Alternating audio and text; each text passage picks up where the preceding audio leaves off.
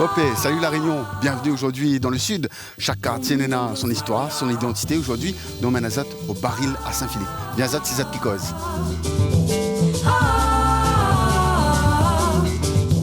Ah ben, le soleil il est bien enfin aujourd'hui. Bonjour Michel. Comment Bonjour, ça va très bien. Merci d'accueillir nous aujourd'hui au baril à Saint-Philippe. Ouais, et sous un soleil. Un magnifique soleil, il est bizarre quand même le climat à Saint-Philippe. Ça s'appelle des microclimats. Là où nous dans un endroit chargé d'histoire, c'est quoi ce lieu?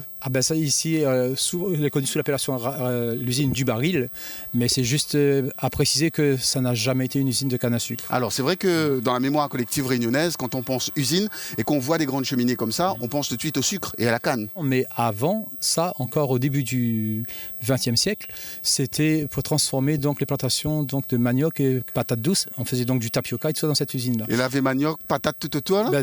C'était que de la culture vivrière à la place de la culture de canne à sucre. Il y avait de la culture vivrière. Et à où est la famille, a travaillé dans l'usine? Mon papa, déjà à l'âge de 3 ans et demi, il venait travailler ici avec son grand frère. Et son grand frère, il avait ce qu'on appelait une golette. Pour ceux qui auraient oublié, la golette, c'est 25 mètres carrés. C'est une tige de bois qui fait 5 mètres de long, qu'on met par un de chaque côté pour faire... L'unité de mesure? L'unité de mesure. Nous avons le droit à rentrer un petit peu dedans? Dans le droit, bien sûr. Regardez un peu. Alors maintenant, c'est un bâtiment qui est utilisé essentiellement pour les mariages.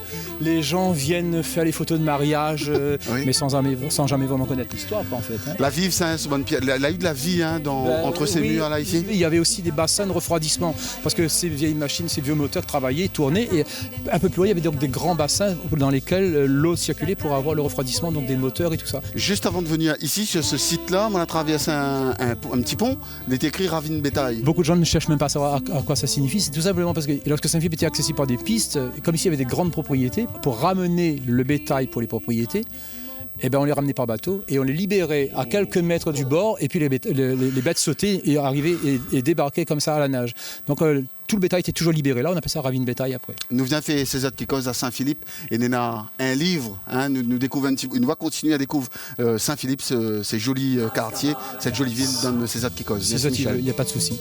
Merci beaucoup.